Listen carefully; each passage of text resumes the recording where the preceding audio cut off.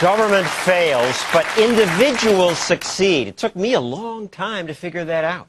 I spent years as a consumer reporter calling for government to prevent ripoffs, to pass a regulation.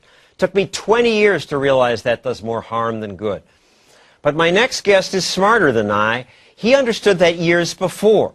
Presidential candidate Ron Paul has done more than just about anyone to defend individual liberty. He joins us from the campaign trail. So, Dr. Paul, how's it going? You're in Berkeley, of all places, where I think of people as hostile to free markets.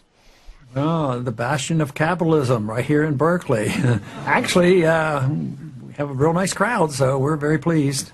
You get lots of students turning out? Absolutely. We've been to 3 universities here in California, and the turnouts have been fantastic. 5,000, 6,000, one time close to 7,000. But don't look for any reports in the newspaper. It hasn't shown up in the newspapers yet, so we have to get the message out some other way. Well, 7,000 certainly is an unusual crowd, and I would assume I would wish these students understood your fiscal issues, but it's mostly because they want wars stopped?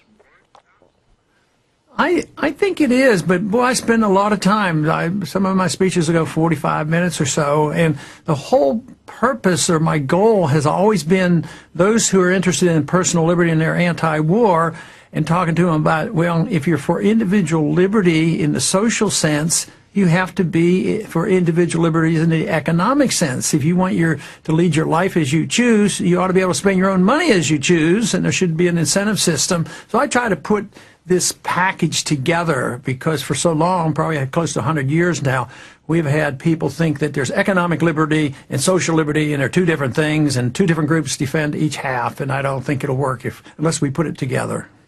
Well, let's talk about economic security. I think our biggest problem, is that Medicare is going broke and Social Security too. President Obama said we would not be a great country without them.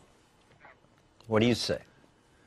Well, we're going to be a broke company with it, and if you're broke, it's not a very great country, and I think what we're witnessing today is that the country's broke and nobody wants to admit it, and that's why they're still fighting over a pie that is shrinking.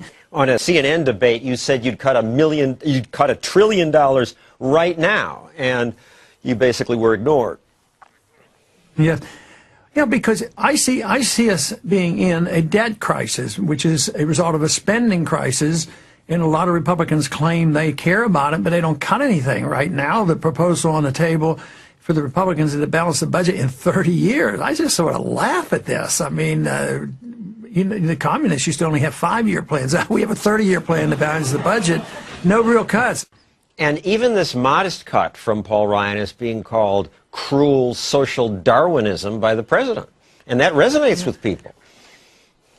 Well, it does, and even though I didn't vote for the budget and I criticize it, I sort of empathize with his problem. He doesn't really cut it, but look at the grief he gets. Now, you want to pull our troops back. As I certainly agree. We have 50,000 soldiers in Germany and 36,000 in Japan. I don't know why they need to be there either, but let me push back on some of these issues.